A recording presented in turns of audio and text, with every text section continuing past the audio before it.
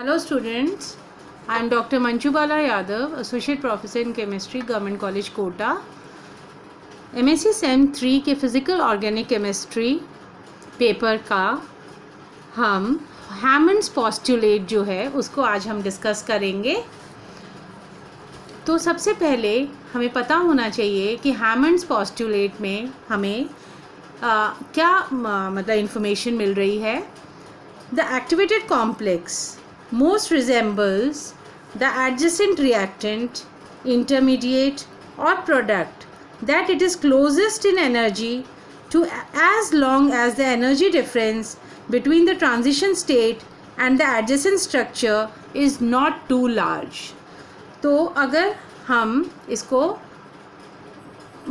जो समझने के लिए हम देखते हैं कि हमारा कोई भी जो रिएक्शन हो रहा है तो उसमें जो हमारे रिएक्टेंट हैं, इंटरमीडिएट हैं, प्रोडक्ट हैं और उनकी अगर हम एनर्जी लेवल देखें और एक्टिवेटेड जो हमारा कॉम्प्लेक्स बन रहा है उससे उनको कंपेयर करें तो हम देखेंगे कि जो हमारा ट्रांजिशन स्टेट बनता है वो जिसके ज़्यादा पास है, अगर वो रिएक्टेंट साइड ज़्यादा पास है या प्रोडक्ट साइड है तो उस हिसाब से जो है हम उसका आगे प्रोसेस जो है समझते हैं। जैसे उदाहरण के तौर पर हमारे पास दो रिएक्शंस हैं, एक एक्सोथर्मिक रिएक्शन है और एक एंडोथर्मिक रिएक्शन है। तो हमारी अगर हम रिएक्शन कोऑर्डिनेट डायग्राम्स देख रहे हैं जिसमें एक्स एक्सिस पे अपना रिएक्शन कोऑर्डिनेट हम देख रहे हैं और वाई एक्सिस पे पोटेंशियल एनर्जी नोट कर रहे हैं। तो फर्स्ट केस में दैट इज़ एक्सोथर्मिक रिएक्शन जिसमें कि एनर्जी जो है आपका हीट जो है वो इवॉल्व होता है, बाहर निकलती है। तो यहाँ पर जो हमारा रिएक्टेंट है और जो हमारा प्रोडक्ट है बीच में हमारे पास ट्रांजिशन स्टेट है। तो जो हमारी ट्रांजिशन स्टेट की जो पोटेंशियल एनर्जी है वो रिएक्टेंट के क्लोज है। अगर हम जो प्रोडक्ट का जो एनर्जी है उसको अगर हम ट्रांजिशन स्टेट से कंपेयर करें तो वो हमारा जो है काफ़ी ज़्यादा डिफरेंस है। तो क्योंकि रिएक्टेंट और ट्रांजिशन स्टेट के एनर्जी लेवल में जो है वो कम डिफरेंस है, इसलिए हमारा जो है हम कहते हैं कि products in highly exothermic steps it will be expected that the transition state will resemble the reactants closely. जबकि एंडोथर्मिक अगर हमारा रिएक्शन है तो वहाँ पर हीट जो है एब्जॉर्ब होती है और प्रोडक्ट जो है उसका जो लेवल है एनर्जी तो और जो ट्रांजिशन स्टेट है उन दोनों के बीच में डिफरेंस कम होने के कारण जो है वो प्रोडक्ट्स की सिमिलैरिटी यानी कि प्रोडक्ट साइड ज़्यादा जो है वो फेवर होगा। In endothermic steps the product will provide the best models for the transition state. Small reorganization of the transition state, small reorganization of the transition state is needed to reach the products। जो हमारा transition state है उसमें थोड़ा reorganisation से ही वो product में जो है चेंज हो जाएगा। Exothermic reaction gives out heat while in endothermic reactions heat is taken up। वो हमने बताया हुआ है कि del H is less than zero यानी कि नेगेटिव है, आपका निकल रहा है हीट, और यहाँ पर जो है ग्रेटर देन ज़ीरो तो हीट जो है यहाँ पर एब्जॉर्ब्ड है। इसी चीज़ को अगर हम आगे और डायग्राम्स देखें, रिएक्शन कोऑर्डिनेट डायग्राम्स देखें, उससे हमको और ज़्यादा समझ में आएगा। तो हमारा जो है अगर यहाँ पर रिएक्टेंट और प्रोडक्ट और ट्रांजिशन स्टेट जो है सिमेट्रिकल है, ज़्यादा एनर्जी डिफरेंस नहीं है, तो इस केस में जो है वो हमारा रिएक्शन जो है वो सिमेट्रिक कहलाएगा और ट्रांजिशन स्टेट जो है किसी को ज़्यादा जो है एक तरफ जो है फेवर नहीं, मतलब उसके तरफ नहीं जाएगा और ये सिमेट्रिक रहेगा। तो transition case can either go to the product side और to the favour the reaction side, reactant side. अब अगर हम सेकेंड केस देखें तो यहाँ पर हमारा जो है रिएक्टेंट वो मतलब उसका एनर्जी लेवल लो है, प्रोडक्ट्स का जो है ग्रेटर है। और अगर हम एक्टिवेशन एनर्जी देख रहे हैं ट्रांजिशन स्टेट की तो हमारा जो ट्रांजिशन स्टेट और जो प्रोडक्ट की जो हमारी एनर्जी लेवल है वो क्लोज है। तो ये प्रोडक्ट को जो है it will provide the best model for the transition state the product side, है ना. Product will provide the best model for the transition state. तो इस प्रकार से हम ये जो रिएक्शन कोऑर्डिनेट डायग्राम है, इनसे हमको इन्फॉर्मेशन मिल जाती है कि हमारा जो है स्टेबिलिटी क्या है, हमारी जो एनर्जी लेवल्स हैं वो किस प्रकार से हमको बताते हैं कि ट्रांजिशन स्टेट जो है वो किसको रिजेंबल करेगा, रिएक्टेंट्स को या प्रोडक्ट्स को. तो this will depend on the energy level of the product and the reactant with the transition state.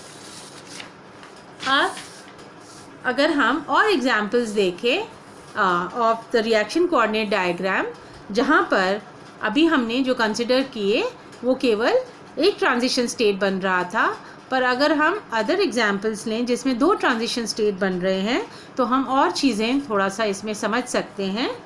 First case में हमारे पास एक ही ट्रांजिशन स्टेट है और हमारा जो रिएक्टेंट है वो प्रोडक्ट में कन्वर्ट होगा, R will convert to product. जो मॉलिक्यूल्स इस ट्रांजिशन स्टेट मतलब इतनी एक्टिवेशन एनर्जी ले लेंगे कि वो इस बैरियर को क्रॉस कर लेंगे, वो प्रोडक्ट्स में कन्वर्ट हो जाएंगे. अब अगर हम सेकेंड केस की बात करें तो जहाँ पर हमारे पास 2 ट्रांजिशन स्टेट हैं 1 और 2, और अगर हम रिएक्टेंट से कंपेयर करें तो हमारा रिएक्टेंट को जो ट्रांजिशन स्टेट 1 क्रॉस करने का जो बैरियर है वो ज़्यादा टाइम लगेगा, ज़्यादा, क्योंकि एनर्जी डिफरेंस है.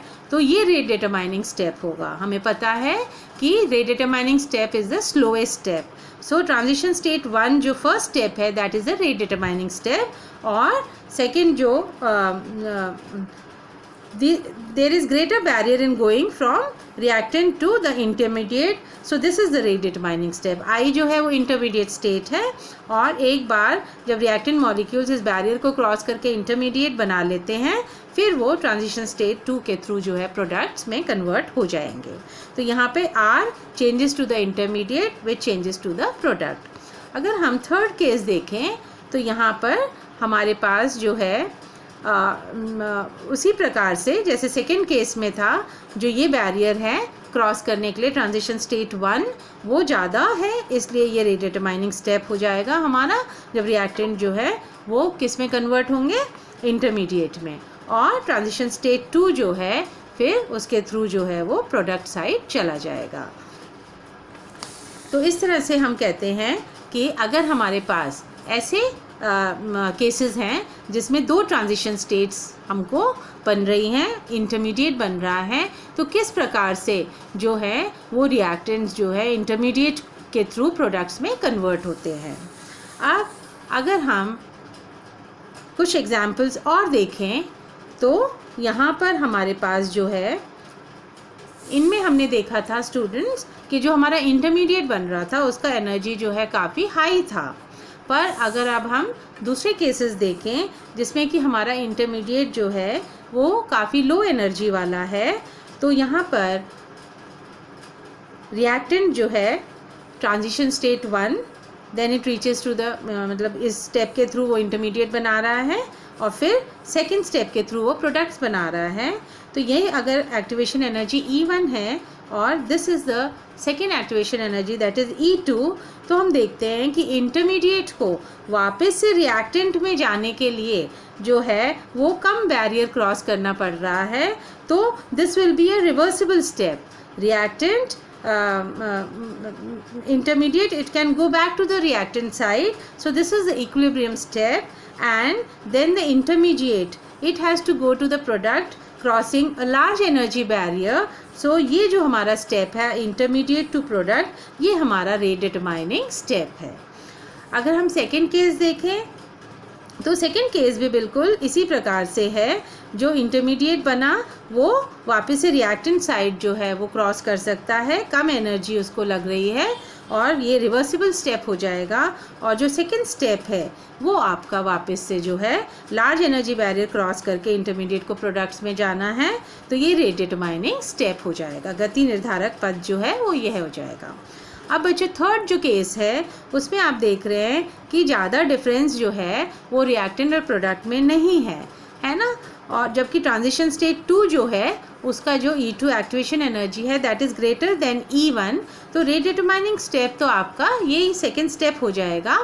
पर ये जो है यहाँ पर इंटरमीडिएट जो है वो स्टेडी स्टेट जो हम कंसेप्ट पढ़ते हैं उसको फॉलो करेगा, यानी कि जिस रेट से इंटरमीडिएट बनेगा उसी रेट से वो जो है जल्दी से डिकम्पोज हो जाएगा।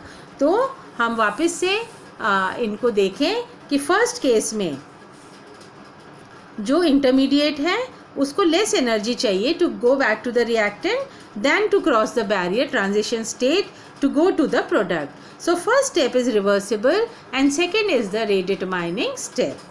सेकेंड केस में भी E2 इज़ ग्रेटर देन 1, तो उसी तरह से हमने बताया कि फर्स्ट जो है रिवर्सिबल स्टेप है और सेकेंड जो है रेट डिटरमाइनिंग स्टेप है।